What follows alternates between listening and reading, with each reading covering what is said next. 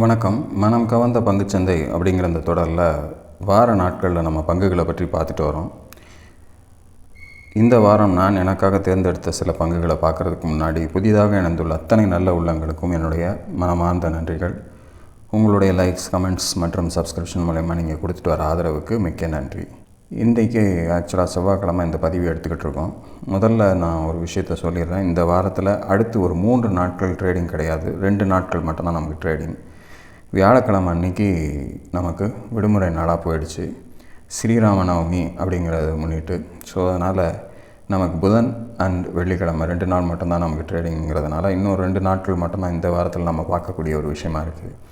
அந்த வகையில் நம்ம இந்த வாரத்தில் இந்த 2 நாட்கள் நிஃப்டி எப்படி செயல்பட்டுருக்கு அப்படின்னு பார்த்தோம்னா, இன்றைக்கி க்ளோசிங் வந்து 22,912 அப்படின்னு முடிஞ்சிருக்கு.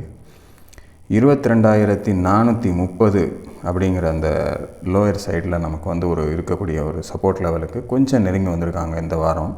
திங்கட்கிழமை அன்றைக்கியோடைய லோன்னு பார்த்திங்கன்னா 22,471 வரைக்கும் வந்திருக்காங்க. ஸோ அதன் பிறகு அன்றைக்கி நல்ல ஒரு பாட்டம் க்ளோசிங் தான் 22,512 தான் முடிச்சிருந்தாங்க. திங்கட்கிழமை அன்றைக்கி சாயந்தரம் ஒரு செய்தி வந்தது. போர் வந்து ஒரு 5 நாட்கள் வந்து நிறுத்தி வைக்கப்பட்டு ஒரு பேச்சுவார்த்தைக்கு தயாராகிற நிலைமையில் யூஎஸ் வர்றதா ஒரு செய்தி வந்துச்சு. ஸோ அந்த செய்திக்கு அப்புறம் நமக்கு நிஃப்டியினுடைய, அதாவது கிஃப்ட் நிஃப்டியினுடைய மாறிச்சு. கிட்டத்தட்ட ஒரு 23,500 வரைக்கும் போச்சு அன்றைக்கி. அப்படியே டக்குன்னு ஒரு 1000 பாயிண்ட்டுகள் கீழே வந்து மேலே போன மாதிரி இருந்தது.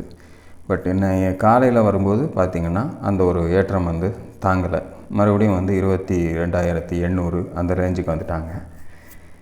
ஸோ அப்படி இப்படின்னு இன்றைக்கி ஓப்பன் ஆனாலும் 23,057க்கு மேலே போகலை. கீழே 22,624க்கு லோ வந்துட்டு 22,912 க்ளோசிங் முடிஞ்சிருக்கு. ஸோ இன்னும் பேச்சுவார்த்தைகளுக்கான தயார் நிலைகள் வரலை. இன்னும் பெரிய மாற்றங்கள் எதுவும் வரலை. இன்னமும் வந்து ஒரு டைனமோ சுச்சுவேஷனில் தான் பேச்சுவார்த்தைகள் அது இதுன்னு இருந்துகிட்டு இருந்தாலும் கூட இப்போ இருக்கக்கூடிய கண்டிஷனில் மார்க்கெட்டில் நமக்கு 22,800க்கு மேலே இந்த வாரத்தில் இந்த பர்டிகுலராக செவ்வாய்க்கிழமை அன்றைக்கி க்ளோசிங் இருக்குது. இன்னும் 2 நாள் தான் இருக்குது.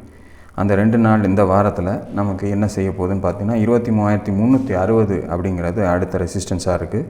கீழே 22,800ம் 22,430ம் அடுத்தடுத்து சப்போர்ட் வேல்யூவாக இருக்குது. ஸோ இந்த திங்கட்கிழமை இறக்கத்தை விட கீழே போச்சு அப்படின்னா கொஞ்சம் கவனமாக இருக்கணும். மேலே 23,360க்கு மேலே போனால் 24,000 ஒரு ஸ்ட்ராங்கான ஏரியாவாக நமக்கு ரெசிஸ்டன்ஸ் இருக்குது நிஃப்டியை பொறுத்தளவில் அப்படிங்கிறத மனதில் வச்சுங்க. ஸோ இதுதான் இப்போ இருக்கக்கூடிய நிஃப்டி சுச்சுவேஷன். அடுத்த 2 நாட்கள் என்ன செயல்படுதுன்னு பார்த்துட்டு நம்ம சனிக்கிழமை அதை தகுந்த மாதிரி நம்ம நெக்ஸ்ட் லெவல்ஸ் என்னன்றதை நம்ம பார்ப்போம். அடுத்து நான் எனக்காக தேர்ந்தெடுத்த ஸ்டாக்ஸுகள் என்னென்னன்றதை பார்த்துடலாமா? அதில் முதலாவதாக Triveni engineering and industries limited. திரிவேணின்னு இருக்கக்கூடிய இந்த பர்டிகுலர் ஸ்டாக்கை தான் ஃபஸ்ட்டு நான் தேர்ந்தெடுத்து வச்சுருக்கேன். ஏன் தேர்ந்தெடுத்திருக்கேன் அப்படின்னா, இது நம்ம ஏற்கனவே சொன்னது தான். இந்த 365க்கு மேலே 397, 423 சொன்ன லெவல்.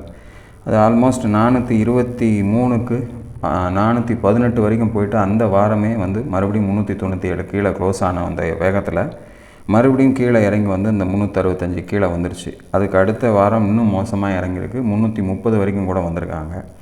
இப்போ மறுபடியும் இந்த வாரம் 365க்கு மேலே 370 இப்போ இந்த 2 நாள் ட்ரேடிங்கில் நடந்திருக்கு.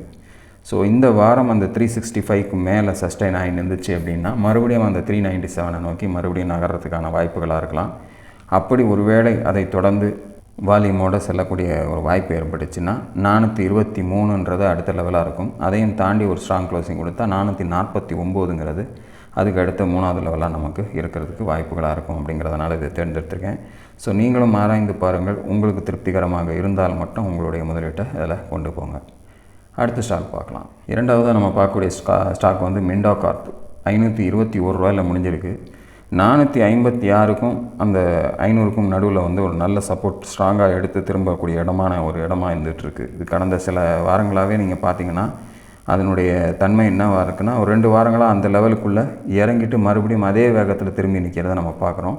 அதுக்கு அடுத்தபடியாக இன்றைக்கி இந்த வாரத்தில் பர்டிகுலராக பார்க்க போனீங்கன்னா நல்ல ஒரு கன்ஃபர்மேஷனோட 521 நிற்கிறாங்க. ஸோ 456 ஒரு சப்போர்ட்டு, 500ம் ஒரு முக்கியமான சப்போர்ட்டாக தான் இருக்குது. அதையும் தாண்டி தான் வெளியில் வந்திருக்கு இப்போது.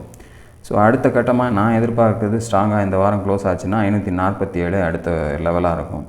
அதையும் தாண்டி ஒரு ஸ்ட்ராங் க்ளோசிங் கொடுத்துச்சுன்னா 584ங்கிறது அடுத்த லெவலாக இருக்கும்.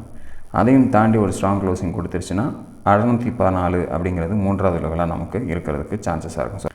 ஸோ 614ங்கிற அந்த லெவலுக்கு போகிறதுக்கு நமக்கு இந்த பர்டிகுலர் 500 கீழே அது க்ளோசிங் வைக்காமல் ஸ்ட்ரெங்தனாக இருந்துச்சுன்னா இந்த வீக்லேயும் அடுத்த வாரமும் கன்ஃபர்மேஷனோடு அது மூவ் ஆகுச்சுன்னா நமக்கு அடுத்தடுத்த 3 லெவல்களும் நமக்கு கிடைக்கிறதுக்கு வாய்ப்புகளாக இருக்கும்.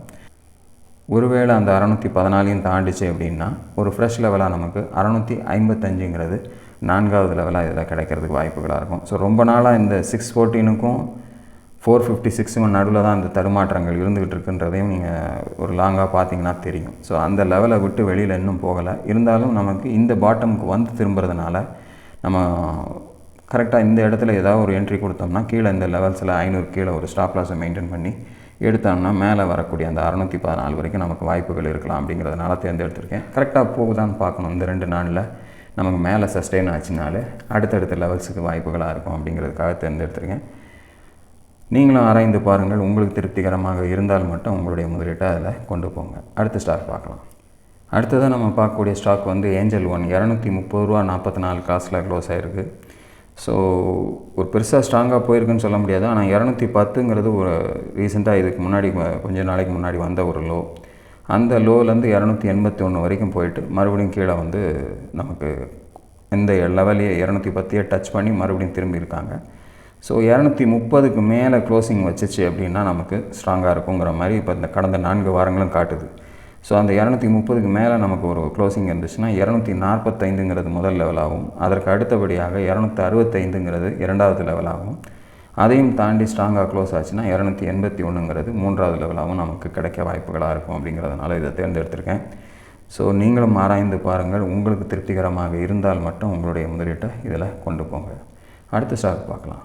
அடுத்ததாக நம்ம பார்க்கக்கூடிய ஸ்டாக் வந்து HFCL லிமிடெட். இதை நான் எடுத்ததுக்கான காரணம் என்னன்னு பார்த்திங்கன்னா, எவ்வளோ ஹை போனாலும் இந்த 60 கிட்ட வரும்போது ஒரு நல்ல சப்போர்ட் எடுத்து அந்த இடத்துலேருந்து திரும்புறதை நம்ம பார்க்க முடியுது. ஸோ ஒரு நீண்டகால அடிப்படையில் நம்ம இதை ஒரு தேர்ந்தெடுக்கிறோம் அப்படின்னா இந்த 60க்கும் 70க்கும் நடுவில் ஒரு நல்ல ஒரு பாட்டமாக நம்ம பார்க்கலாம். அது கீழே க்ளோசிங் வச்சுட்டா இந்த கம்பெனி கொஞ்சம் தடுமாறும், கீழே இறங்கி வர்றதுக்கு வேகமாக இறங்கி வந்துடலாம். பட் அந்த 60க்கும் 69க்கும் நடுவில் தான் இப்போ இருந்துகிட்ருக்கு. ஸோ இந்த இடத்துல நம்ம இதை அக்குமுலேட் பண்ணுறோம் அப்படின்னா 75 ஃபஸ்ட் லெவலாக நம்ம பார்க்குறது. அதையும் தாண்டி ஒரு ஸ்ட்ராங் க்ளோசிங் கொடுத்துச்சுன்னா 88ங்கிறது அடுத்த லெவலாக இருக்கும். அதையும் தாண்டி ஒரு ஸ்ட்ராங் க்ளோசிங் கொடுத்துச்சுன்னா 104 அப்படிங்கிறது 3வது லெவலாக நான் இந்த பர்டிகுலர் ஸ்டாக்கில் பார்க்குறேன். ஸோ இப்போ இறங்கி நல்லா வந்து ஒரு பாட்டம் எடுத்து திரும்பக்கூடிய இந்த இடத்துல நமக்கு 60 கீழே ஒரு ஸ்டாப் லாஸை மெயின்டைன் பண்ணி நம்ம ஒரு பர்டிகுலராக நம்ம இதில் இன்வெஸ்ட் பண்ணோம் அப்படின்னா நமக்கு இந்த 3 லெவல்களும் அடுத்தடுத்து வரக்கூடிய ரெசிஸ்டன்ஸ் லெவலாக இருக்கும். 60 ஒரு ஸ்ட்ராங்கான ஒரு சப்போர்ட்டாக நமக்கு பார்க்கும்போதே தெரியுது. இந்த இடத்துலேருந்து தான் அது திரும்பிகிட்டே இருக்குது அடிக்கடி அப்படிங்கிறதுனால. ஸோ நீங்களும் ஆராய்ந்து பாருங்கள். உங்களுக்கு திருப்திகரமாக இருந்தால் மட்டும் உங்களுடைய முதலீட்டை இந்த பர்டிகுலர் ஸ்டாக்ஸில் கொண்டு போங்க. அதே சமயத்தில் உங்களுக்கு வாய்ப்புகள் சரியாக கிடைக்கல, இறங்கி வருதுன்னா அவசரப்பட்டு வாங்கிடாதீங்க. மேலே கொஞ்சம் அந்த லெவல்ஸுக்கு மேலே போனால் பாருங்கள். இல்லை பாட்டம் லெவல்ஸுக்கு ஒருவேளை HFCL இந்த லெவலுக்கு மேலே மூவ் ஆகாமல் மறுபடியும் 60 கிட்ட வருதுன்னா அந்த இடத்துல உங்களுடைய முயற்சிகளை எடுங்க. நான் இங்கே இதுக்கு மேலே தான் சொன்னேன் அப்படின்னு நினைக்க வேண்டாம். இந்த சப்போர்ட் லெவலுக்கு வந்தால் கூட இந்த பர்டிகுலர் ஸ்டாக்கில் நீங்கள் முயற்சி பண்ணலாம். அதற்கு கீழே ஒரு ஸ்டாப் லாஸை நீங்கள் மெயின்டைன் பண்ணி எடுக்கலாம். 60க்கு கீழே க்ளோசிங் போய் அது கீழே கீழே கீழே இறங்கிட்டே போயிட்டே இருந்துச்சுன்னா நீங்கள் என்ன சார் 50 போதே 40க்கு போதேன்னு கிட்டே இருக்கக்கூடாது. அந்த 60 கீழே உங்களால் தாங்குகிற அளவுக்கு ஒரு ஸ்டாப் லாஸை போட்டு மெயின்டைன் பண்ணி பிடிக்கலாம். மேலே போனால் இந்த அளவுக்கு நமக்கு 104 வரைக்கும் வாய்ப்புகள். அந்த 104ஐயும் தாண்டியும் கூட மேலே போச்சுன்னா நம்ம அடுத்தடுத்த லெவல்ஸ்கள் எடுக்கலாம். ஒரு இப்போ இருக்கக்கூடிய சிச்சுவேஷனுக்கு மார்க்கெட் கண்டிஷனில் இந்த ஒரு இறக்கமானது நமக்கு ஸ்ட்ராங்காக இறங்கி வந்திருக்கக்கூடிய சூழ்நிலையில் நமக்கு இந்த மாதிரியான சில ஸ்டாக்ஸ்கள் நமக்கு ஒரு பாட்டமில் கிடைக்கும். அவ்வளோதான். பாட்டமையும் விட்டு கீழே வந்துச்சு அப்படின்னா நம்ம என்ன செய்யணும்னு சொல்ல முடியாது, எங்கே போய் சப்போர்ட் எடுக்கணும்னு சொல்ல முடியாது. நம்ம அது வரைக்கும் வெயிட் பண்ண வேண்டியதான். நம்ம வேறு ஒன்றுமே பண்ணவே முடியாது.